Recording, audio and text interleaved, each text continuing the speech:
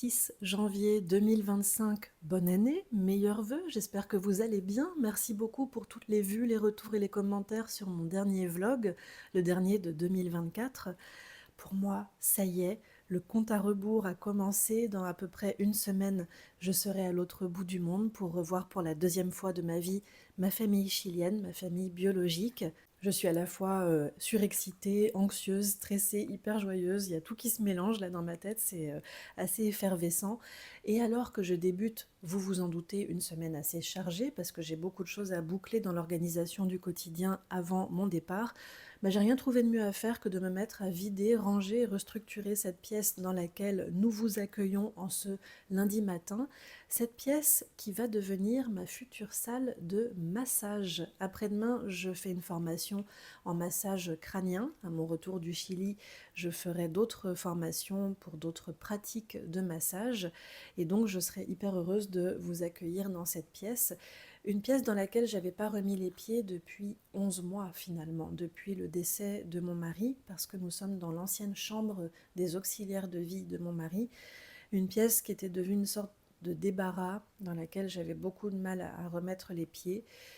Et j'ai réussi là à faire pas mal de tri et à me débarrasser de certains objets, notamment, vous l'avez vu à l'instant, le matelas du lit médicalisé de mon mari. C'est tout bête, mais c'était hyper difficile pour moi. Ça n'a pas été chose facile que de le mettre dans le van ce matin pour l'emmener à la déchetterie.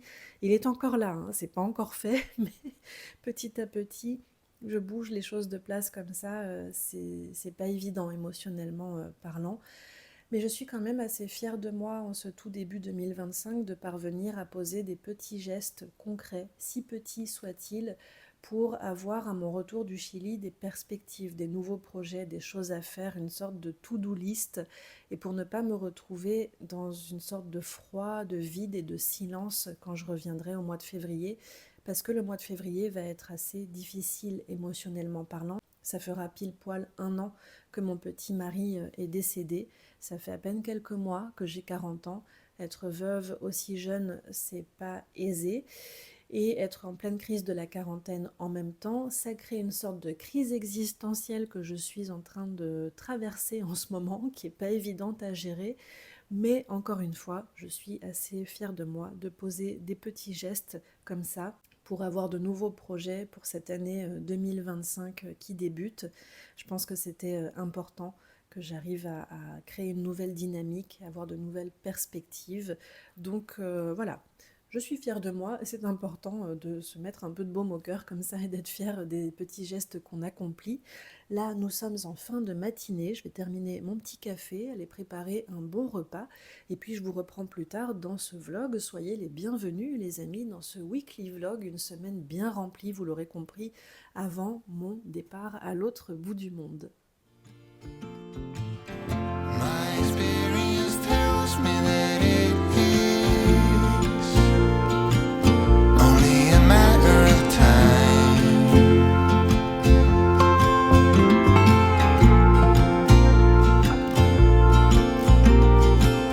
And there's my biggest fear, don't you know this? Being left behind.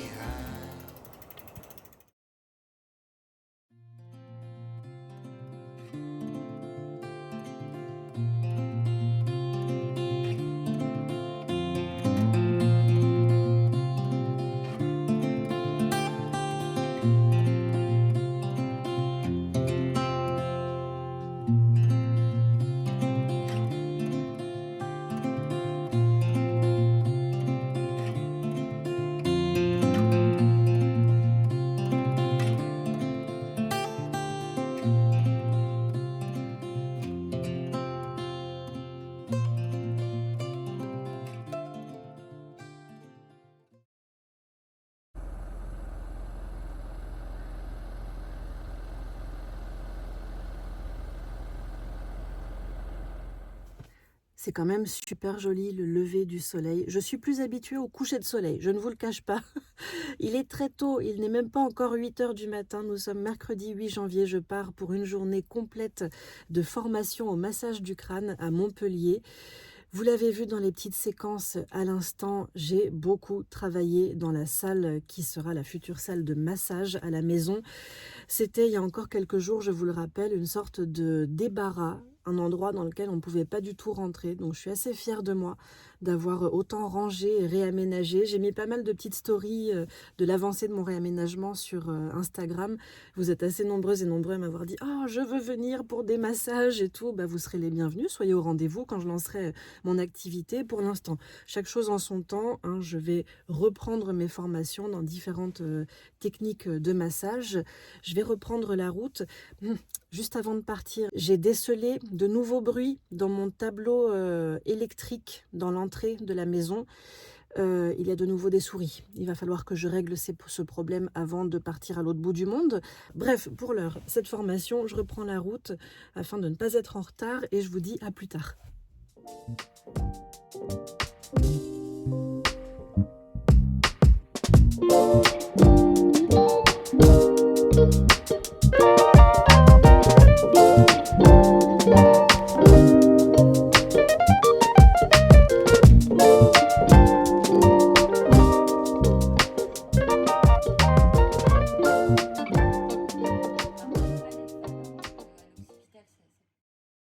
Nous sommes mercredi soir, je vous accueille en pyjama, mais dans un endroit magnifique, n'est-il pas? Ma salle de massage, mais quel autre endroit de la maison pour vous annoncer cette bonne nouvelle? Ça y est, je suis en possession de mon attestation de formation en massage indien de la tête, le Shiro Abhyanga. Waouh! Quelle journée, les amis, quelle magnifique journée je viens de passer. Je recommande chaleureusement le centre de formation Formabel à Montpellier, une école dans laquelle vous pouvez vous former à tous les métiers autour de l'esthétique, mais aussi des massages bien-être. C'est hyper sérieux, hyper professionnel. Le cadre, l'accueil sont vraiment super. J'ai adoré cet endroit et il me tarde, quand je serai revenue du Chili, de pouvoir continuer les formations dans cette école, à différentes techniques de massage. J'ai vraiment adoré. Aujourd'hui, on était juste 3 pour cette formation en massage de la tête et ça nous a permis d'avoir beaucoup d'interactions avec notre formatrice qui est vraiment une femme extraordinaire aussi. On a pu aussi beaucoup pratiquer. J'ai pu recevoir ce massage, je crois, environ 3 fois dans la journée, donc je suis dans un état de bien-être profond ce soir. Je suis aussi assez lessivée et vidée, très fatiguée parce que j'ai dû absorber beaucoup d'informations. Se former à un tel protocole juste en une journée, c'est quand même très dense, très intense, mais c'était hyper enrichissant et passionnant. Alors, je souris parce que, donc, je vous le disais, beaucoup de personnes me disent « J'ai hâte de venir pour me faire papouiller la tête ». Si vous imaginez que ce sont des caresses dans les cheveux comme ça et des effleurements de la tête, je préfère vous prévenir, il n'en est rien. Il n'en est rien du tout. C'est extrêmement vif. Parfois même, j'ai trouvé ça un petit peu brutal, donc j'ai appris à le faire à l'occidental, comme nous a dit notre professeur aujourd'hui, d'une façon beaucoup plus douce et enveloppante. Mais si vous tapez sur internet massage indien de la tête, vous allez voir que ça peut être extrêmement violent. En tout cas, c'est un massage qui donne beaucoup d'énergie, qui donne beaucoup d'effervescence. Ça vide la tête totalement. On se sent, enfin moi en tout cas, pour l'avoir reçu 3 fois dans la journée, je me sentais hyper légère et hyper réveillée après. C'était assez incroyable, quoi. J'ai vraiment hâte de le pratiquer, donc il se pratique assis. Donc demain, je vais chercher ma nouvelle chaise de massage, j'ai hâte d'aller la chercher. Et il peut se pratiquer aussi avec les cheveux à sec, mais normalement, on met pas mal d'huile sur la tête. Donc je suis rentrée avec la tête dans un état, je vous raconte pas, j'avais l'impression d'avoir passé ma tête dans une friteuse. En revanche, j'ai les cheveux d'une beauté et d'une douceur ce soir, c'est magnifique. C'est une option, on n'est pas obligé, mais c'est vrai que ça nourrit beaucoup le cheveu et le cuir chevelu. Ça fait vraiment du bien, ça sent bon, on a la peau douce, les cheveux très doux. J'ai appris à associer ça aussi aujourd'hui à un massage du dos, un petit peu des bras et du visage. Donc j'ai trouvé ça très complet, très enrichissant, très intéressant. J'ai vraiment hâte de pouvoir vous le proposer. Et je pense que par la suite, je vais me reformer au massage californien, donc massage entier du corps que j'avais appris en 2011 ou 2012, et au massage palmaire. J'ai très envie de le faire aussi, massage des mains et des avant-bras. Je pense que ça fait extrêmement de bien. Bref, pour l'heure, je vais me coucher, trêve de bavardage, je suis épuisée, je dois me lever tôt en plus demain matin parce que je vais chez ma notaire, oui, 2 salles, 2 ambiances, hein, on change totalement de thématique là, mais après j'aurai rendez-vous avec une amie dans un petit salon de thé, donc je terminerai ce jeudi fin de matinée par une petite séance de papotage entre filles, ça va être sympa. Pour l'heure, repos et dodo, j'en ai grand besoin.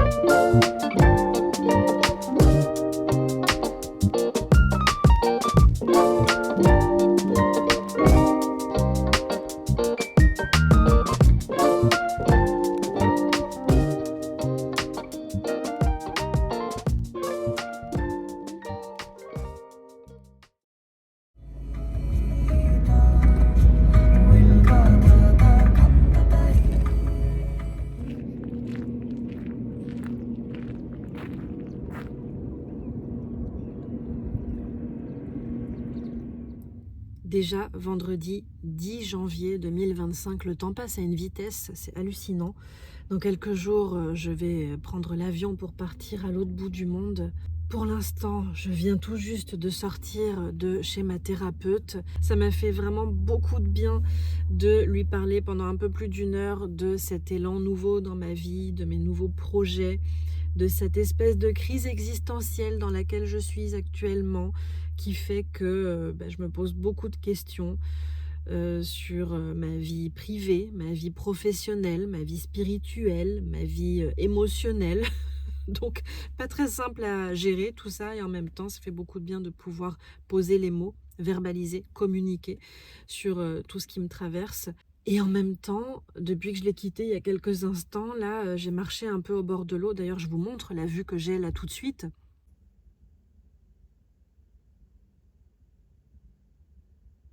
C'est toujours une vue imprenable quand je sors de chez elle. Et je viens de marcher un peu au bord de l'eau là, et j'étais en train de me dire mais au fait, je me sens totalement vidée, totalement dans le flou, dans le brouillard, finalement, d'avoir parlé autant et de lui avoir exprimé autant de choses. Ça fait que d'un coup, j'ai plein de questions qui me viennent. Oh, et si j'étais en train de tromper mon monde, de me tromper moi-même, suis-je sur le bon chemin? Et en même temps, le bon chemin, on le considère comme étant le bon une fois qu'on l'a réellement traversé, expérimenté et incarné. Donc, qui suis-je? Où vais-je? Que fais-je? Vous voyez, je pars dans des trucs, j'aimerais beaucoup débrancher un peu la radio de temps en temps là-haut. Et en même temps, ce qui m'aide beaucoup dans mon quotidien, ce sont mes petits pôles, mes petits îlots, mes petits repères dont je vous ai déjà parlé pas mal de fois, à savoir Piper, forcément, la prunelle de mes yeux, mon enfant. Et puis, une autre chose dont je vous parle pas très souvent et qui pourtant est comme centrale dans ma vie et qui me tient énormément, sinon je pense que ma vie serait beaucoup plus brouillon, c'est le théâtre. C'est vrai que je fais des petites stories toutes les semaines à ce sujet, mais que je vous en parle pas beaucoup. Et le théâtre, au fait, je suis en train de travailler dur sur une pièce qui s'appelle La Force du Coquelicot, que j'aurai la chance de jouer avec mon partenaire, parce qu'on est 2 en scène pendant un peu plus d'1 heure, probablement en avril dans mon petit village, rien n'est sûr encore, et au mois d'août aussi, à la fin du festival Off d'Avignon. Donc c'est pas rien, j'ai un peu de stress et de pression. Et c'est vrai que cette pièce, c'est pas rien dans ma vie, parce qu'elle arrive comme par hasard, je ne crois pas, c'est pas anodin tout ça. Elle arrive à un moment de ma vie qui est celui que vous savez. Et il se trouve que je joue le rôle d'une femme qui s'apprêtait à s'enlever la vie, clairement, et qui exprime beaucoup le fait qu'elle a perdu les épices, le sel, les saveurs de la vie, ce goût de vivre, cette joie de vivre, cet élan, le désir, la curiosité, l'envie, bien qu'elle soit un personnage très extravagant, extraverti, un peu foldingue, très effervescente, euh, pétillante, colorée. Donc il y a un gros contraste entre son apparence et ce qu'elle ressent à l'intérieur. C'est assez complexe à jouer.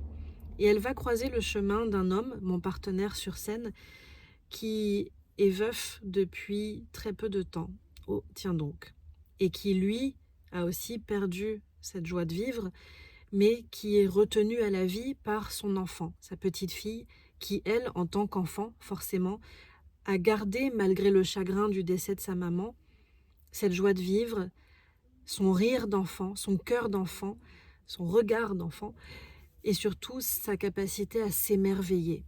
Et ça va beaucoup parler de ça, toute cette pièce, de deuil, de mort, certes, mais aussi énormément de vie, d'amour, d'espoir, d'émerveillement et de joie. Et je trouve que c'est pas rien que cette pièce et ce travail arrive à ce moment-là précis de ma vie. J'aime à croire que mes partenaires de théâtre ont fait ce choix, pas de façon anodine en tout cas. Et ça me touche beaucoup, ça me trouble beaucoup aussi. C'est pas toujours simple à jouer. Parfois, ça me cause un petit peu, ça me fait un peu défaut quand je dois jouer sur scène parce que j'ai de la difficulté à justement jouer au sens premier du terme, jouer comme une enfant. J'ai du mal à sortir certaines émotions de joie parce que moi-même, Jill, et non pas le personnage que je joue, a un peu perdu cette joie de vivre forcément à cause de ce que je traverse. Donc c'est tout un travail qui m'aide à me reconstruire aussi. Et j'ai énormément de gratitude de m'être lancée dans ce projet et pour mes partenaires de théâtre aussi qui sont des gens exceptionnels et qui me portent aussi parfois quand ils voient que j'ai des coups de mou, que c'est pas toujours évident et ouais, ça me fait du bien. Donc je vais rentrer à la maison. Je vais aller retrouver Madame Piper. Je vais, là, le week-end va débuter, bien bosser encore mon texte de théâtre pour une grosse répétition qu'on a lundi avant mon départ. On va faire une grande pause là dans le théâtre parce que je pars en voyage, vous le savez. Et ouais, je vous reprends un petit peu plus tard.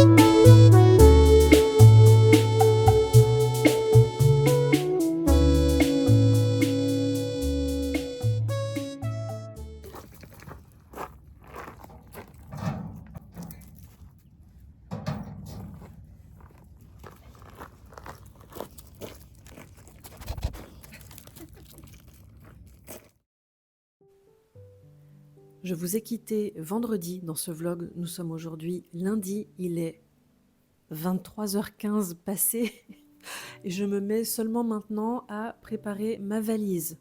Voilà, tout va très bien.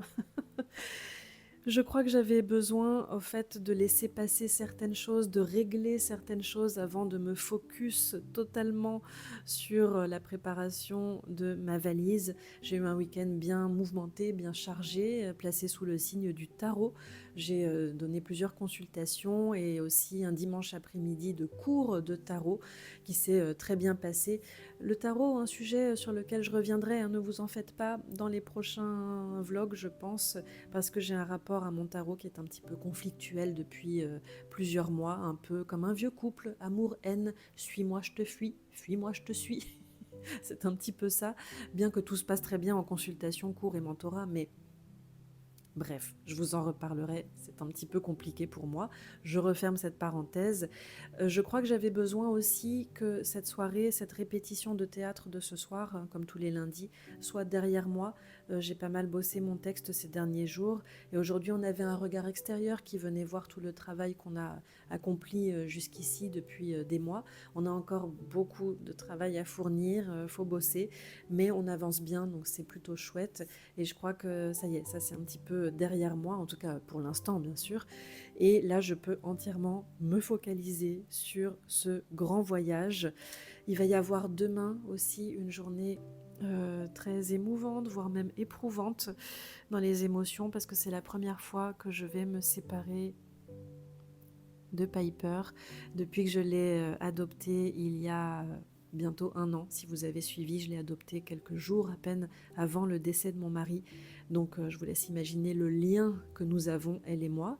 Ça va être un peu rude, je sens, mais c'est pour mieux nous retrouver dans quelques temps, hein. Je ne pars pas 6 mois non plus, hein.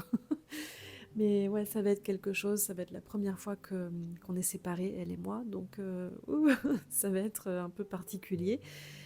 Et puis, ouais, tout va s'accélérer à partir de maintenant parce que, comme je vous le disais à l'instant, le départ est imminent, ça se compte en nombre d'heures maintenant. Et c'est une chose assez singulière que d'avoir descendu tous mes vêtements d'été, alors que, vous le voyez aussi, je suis hyper emmitouflée, il fait -3 degrés ce soir dehors et j'ai reçu des petits mots de ma famille au Chili, ils ont eu un pic à 38 degrés aujourd'hui. Je sens que le choc thermique va être rude, je vais le sentir passer. Surtout au retour, en fait, ça va être aussi compliqué parce qu'il fera froid ici encore et j'arriverai du soleil là-bas. Donc voilà, ça approche, je suis hyper heureuse, hyper émue. C'est vrai qu'une amie me disait récemment, c'est incroyable ce que tu vis comme expérience avec ta famille chilienne notamment. On verrait ça dans un film, on se dirait non mais les scénaristes ils ont fumé, ça peut pas être aussi beau, c'est pas possible. Et si, c'est possible. Elle me disait, et si, c'est la vie de Jill, c'est possible.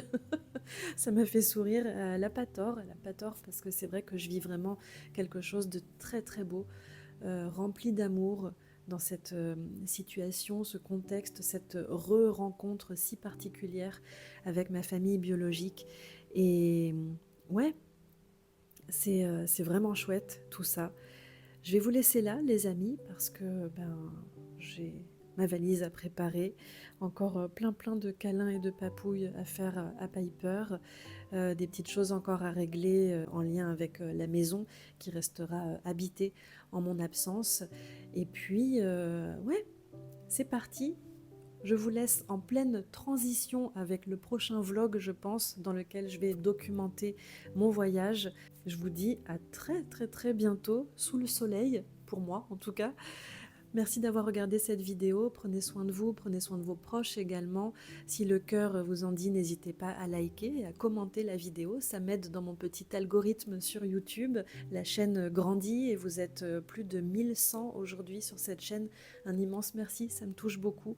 Même si je ne vous réponds pas toujours aux commentaires, je les lis avec beaucoup de plaisir, beaucoup de tendresse. Merci beaucoup. Je vous dis donc à tout vite, je vous embrasse. Salut!